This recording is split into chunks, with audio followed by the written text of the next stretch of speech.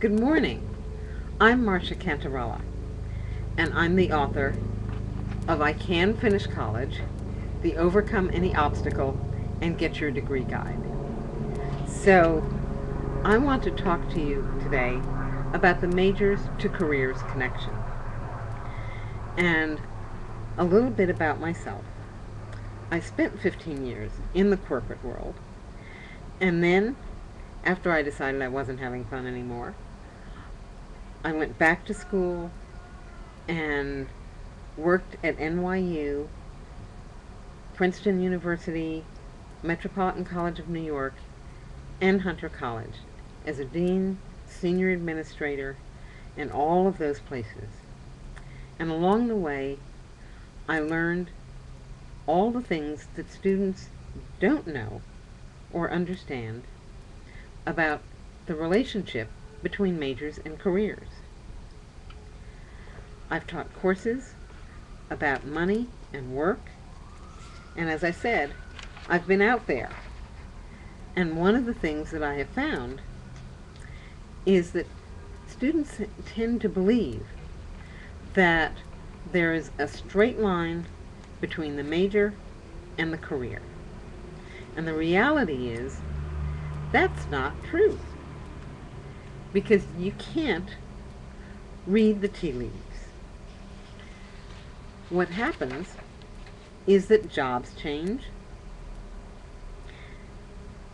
If you were a marketing executive or had a marketing major 13 years ago, there was no Facebook, there was no Twitter. The whole social media universe has turned marketing on its head. But the people who were doing marketing are still doing marketing. They've just learned how to adjust and adapt to a new universe. And then there are more opportunities for other people to come in and engage in this whole new universe of work. Fields come, fields go, they change. Doctors are even going back to school to learn new skills because technology is changing the way that surgery is done. So jobs change. A long time ago, it used to be that many jobs, most jobs, required muscle, and maybe a high school degree was enough. But now, many jobs, most jobs, require your full intellectual ability and skills, and the ability to change as the world around you changes. The other thing that happens is that you change. Keep in mind that by the time you graduate from college, you, by the time you graduate from college, you'll probably be in your 20s. And then you're going to work for another 50 years. How scary is that? And you won't be in the same job for that entire 50 years. You're going to move around. You might move around because your job changes, because the nature of your work has changed. But you might move around because, as I did, you decide you want to do something different. Or you're really good at what you do and somebody else says, hey, he's really good at that. Let's hire him over here. Or you fall in love with somebody in another state. You fall in love with somebody in California. And there you go. You got to change. So for lots of reasons, the world around you changing, you're changing, and the fact that you're going to work for a really long period of time,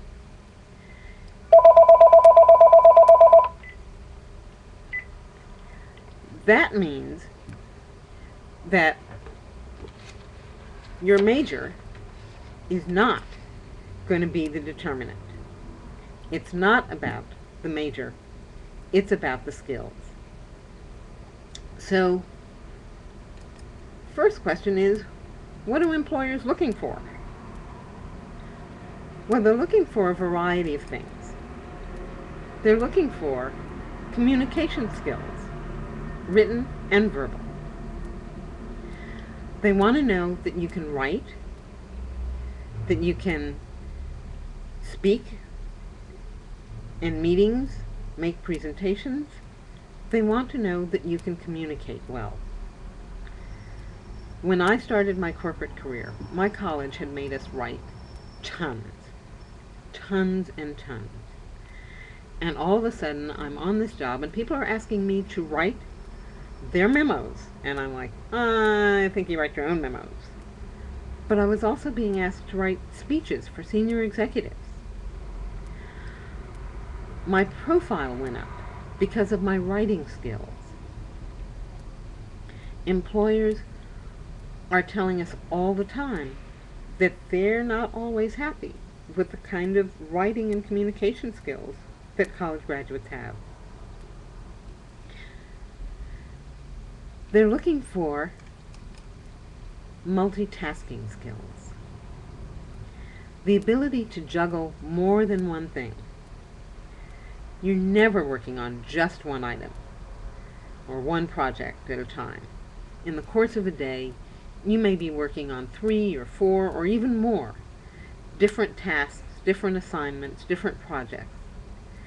And you need to be able to be sure that you can do them well, do them on time, do them with quality, and not stress. So they're looking for multitasking skills, and we'll come back to that. They're looking for people who are inquisitive and interested. So while you're in college, one of the things that will happen is you'll have a chance to practice some of these skills. You'll have a chance to practice being inquisitive and interested. Sitting in the front of the room, answering questions in class, as opposed to being that guy who's got his head down on the desk or is texting or twittering during the course of class, will make all the difference. You want to be inquisitive and interested. You want to be able to problem solve and be creative. Essential in the workplace, because problems are thrown out there all the time. And actually, the more different kinds of information that you have in your head, the broader your knowledge, the more possible it is that you'll be able to draw from many different boxes of knowledge to come up with creative solutions to the problems you'll be confronted with. So don't focus too narrowly. You want to be able to think broadly, problem solve, and be creative. And certainly in today's world, you want to have solid tech skills. Excel, PowerPoint. We're not talking about Facebook or Twitter. Everybody assumes that anybody over the age of 5 can do those things. But what you want to be able to do is manifest some of the skills that will be expected in the workplace. And so you want to have those skills on your resume too. Now, students sometimes think, well, I have to major in biology to be a doctor. Well, it's not quite as straightforward as that. In fact, many students who become doctors have majored in English or psychology or even philosophy. Let's use as an example. CSI is a history major. I was talking to a young man recently who wants to be a CSI, like on television, and he's grumbling because they're making him take history classes, and he doesn't understand what that has to do with being a CSI. And as we talked about what historians do, his opinion changed. Because what historians do is look at information about the past They go through lots of documents, they go through personal accounts, they may go through census reports. They're looking at all the evidence they have available about what took place a long time ago. And then they draw conclusions about what actually happened. Doesn't that sound a lot like what those guys on CSI do? Yeah. Learning forensic skills as a historian. What about being a manager? Most people want to rise up in an organization and have positions of responsibility. Absolutely. Managers do lots of things. We were talking about multitasking. Managers handle diverse projects. They handle diverse people. People skills are really important. Handling deadlines, setting schedules, setting agendas, setting strategies, knowing and sharing information. All of those things are what managers do. But as we'll see, all of those things are also what you do in college. So we're going to look now at 6 steps to your career and beyond. And the first is great grades. So one of the things that will be a stepping stone to your first job, because remember, we're talking about the first job, which builds towards whatever happens for the rest of your career, but you need to get the door open. And a piece of evidence that employers want to see is that you're smart.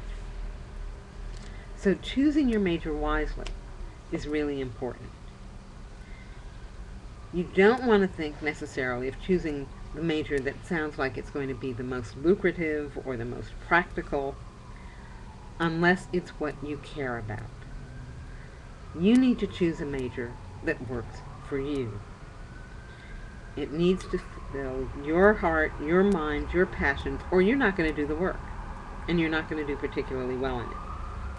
If you're forcing yourself into something that you think is practical, but isn't playing to your aptitudes, then you're really doing yourself in. So choosing your major wisely is really smart. There's a young man that I know who has both majors in economics and in dance. He has 2 passions, and who knows where his life will go. But he's doing a 3.8 GPA in his 2 majors. To get great grades, you also really need to know your faculty. Again, you want to be the person who's sitting in the front of the room, who's asking questions, who is really alert and interested. You want to use your faculty office hours. You want to be able to go and ask for help or continue a conversation that was started in class, but you want to be on their radar screen as somebody, again, who's interested and inquisitive. Professors' lives are all built around inquiry, around asking questions. Asking questions in college, asking questions in class, isn't about being stupid. It's about wanting to learn.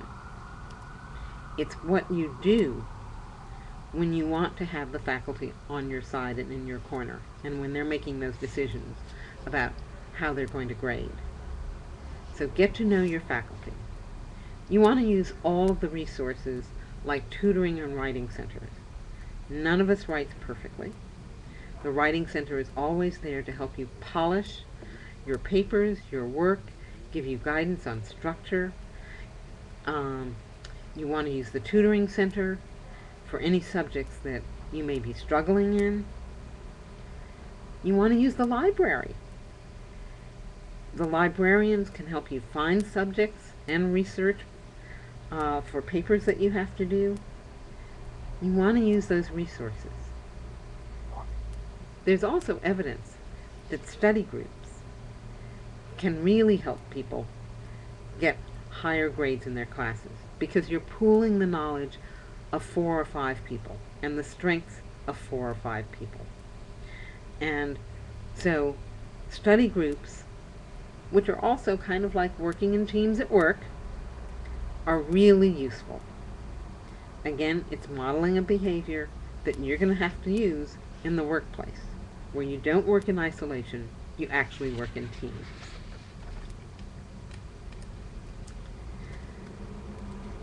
So you want to,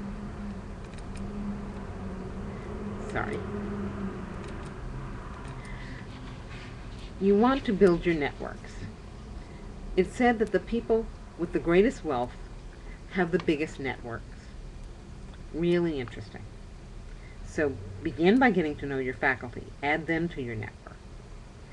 Get to know deans, advisors, others on campus. I have to tell you, the reason I got to Princeton University was because of someone that I knew who was my residence hall advisor my freshman year of college.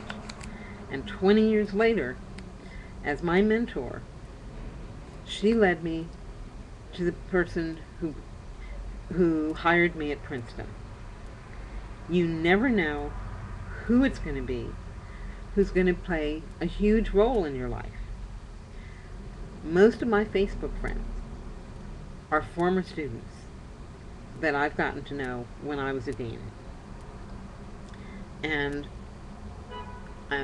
I find myself, to this day, sometimes 20 years later, still writing letters of recommendation or polishing personal statements for graduate school applications.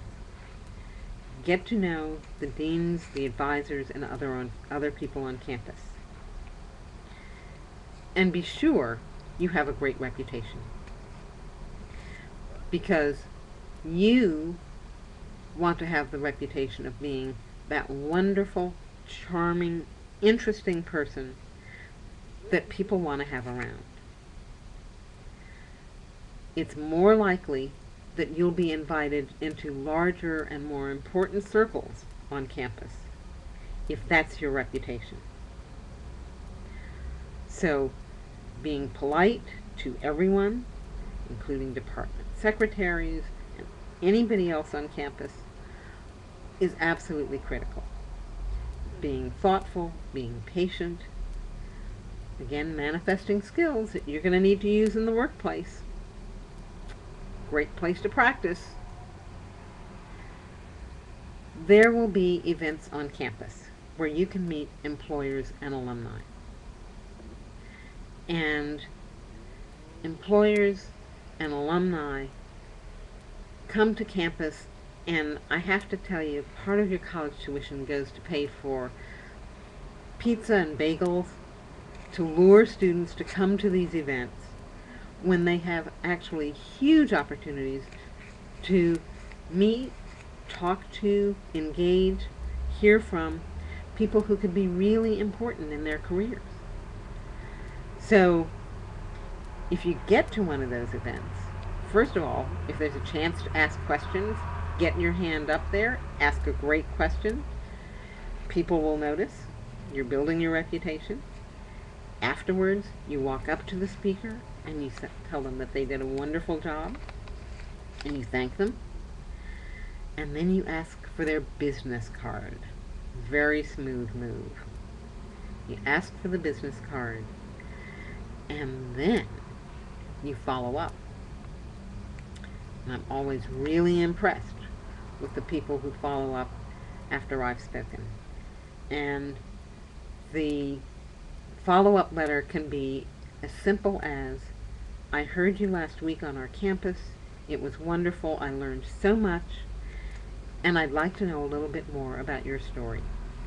Can you spare 15 minutes? 9 times out of 10, the answer is going to be yes. People are flattered. They're impressed with you, that you followed up, and they'll be in your corner. You've added more people to your network.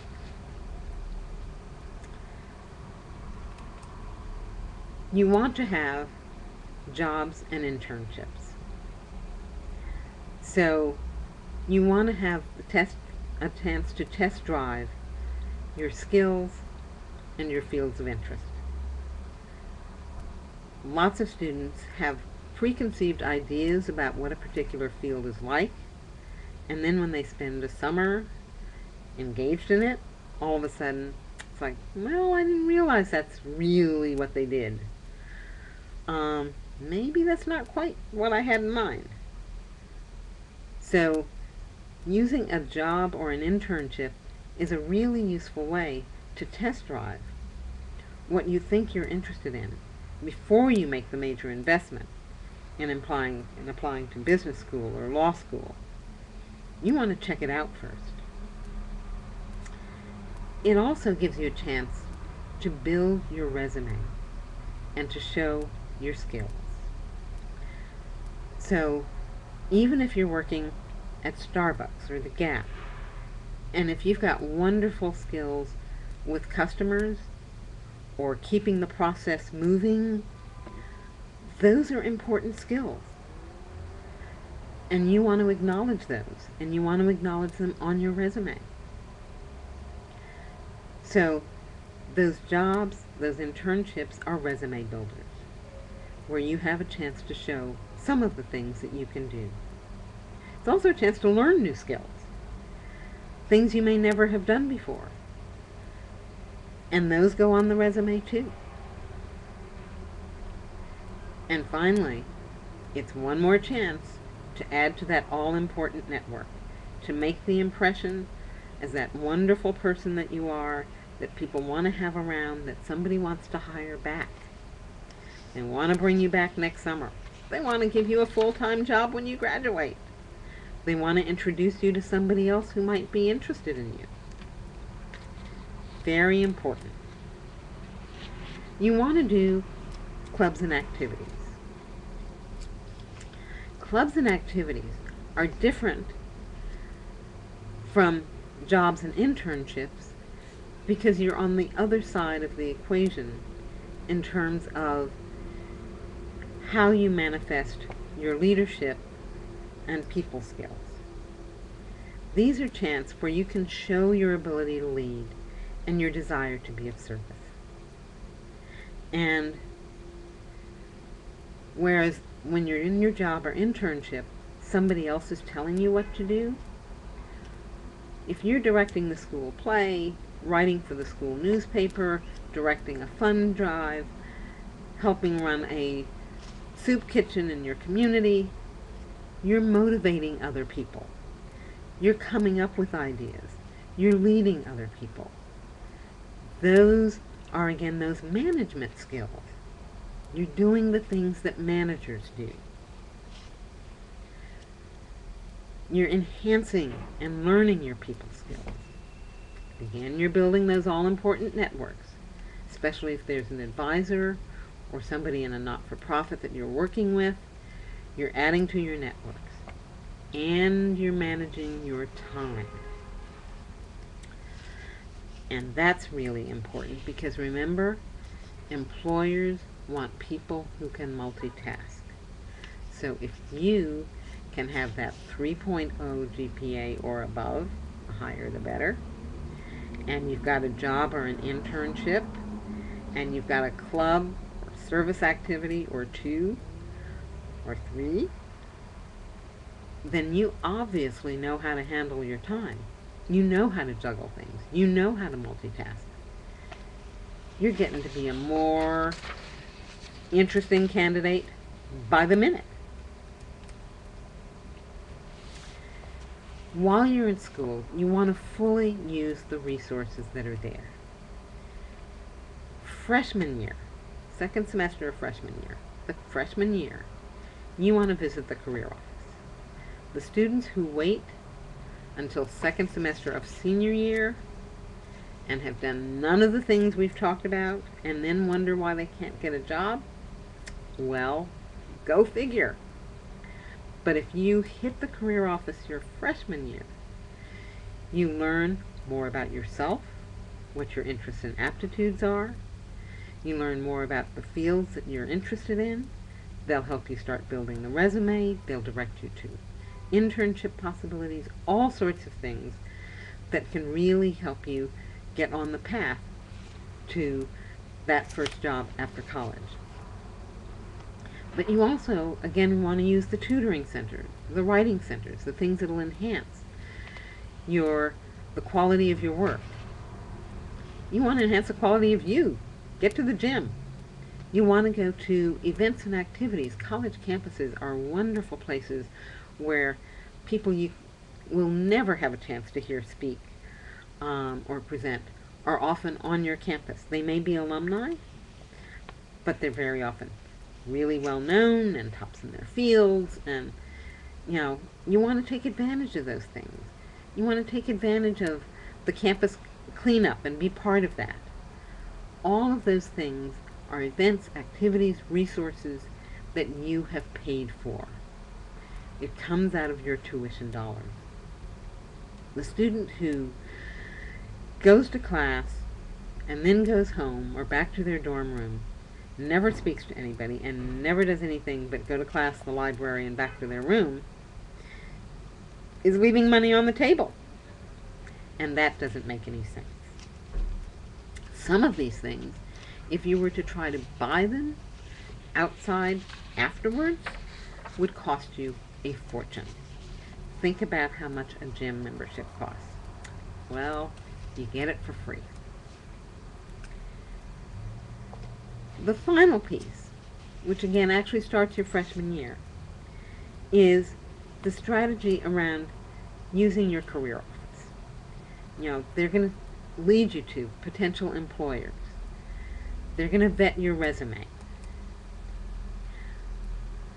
and make sure that it is polished and represents you and all of your skills and all of your experience in the best possible way. They'll probably have a particular format that they use. They'll help you do practice interviews to make sure you're not twiddling your hair or dressed inappropriately, and that you know how to answer some of the most typical questions that you'll be asked in an interview. They'll have career events that range from speakers and brown bag lunches to career fairs. And they'll help you prepare for those, and they'll make those available to you. So you want to make sure that you take advantage of that. So, how does it add up?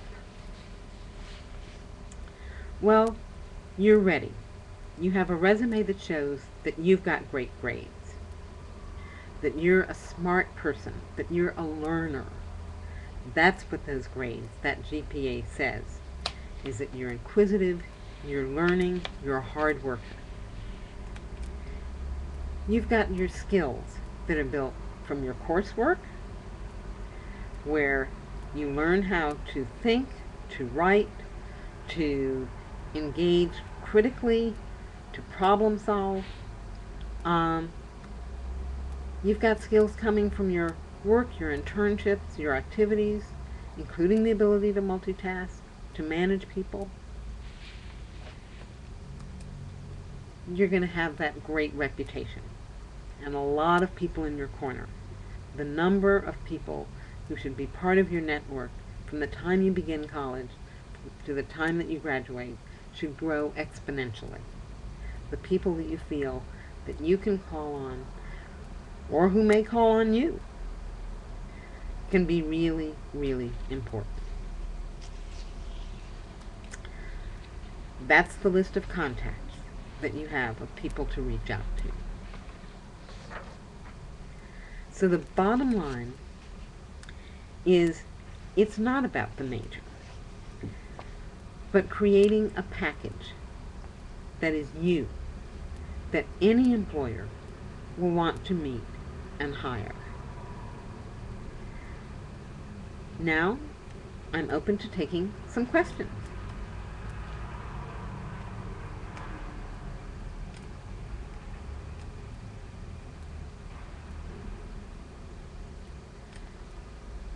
So there's a question about, what do I tell people when they ask what I would do with a philosophy major? Well, that's a great question. What I tell students to do is that they need to tell people they're going to be a corporate executive. Whether it happens that way or not, it's certainly in the realm of possibility. And it buys you time because it sounds prestigious and successful. As I said, it may be real. And I do know philosophy and history majors who are corporate executives. The chairman of American Express was a history major. But the reality is, a philosophy major teaches you logic. There are a lot of attorneys who majored in philosophy for exactly that reason.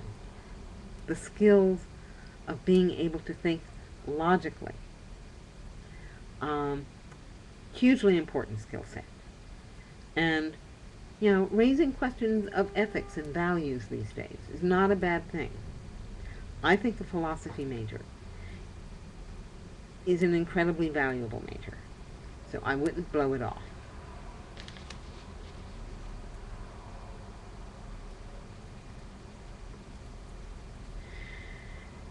So, another question is, if I major in education, are there many other options for me?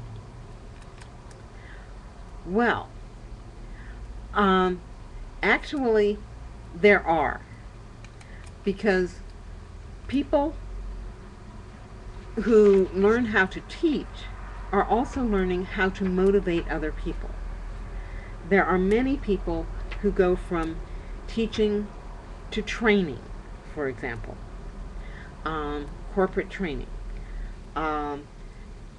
personal coaching. You think about the skills that you use as a teacher, and you're informing people, you're motivating people, you're managing people.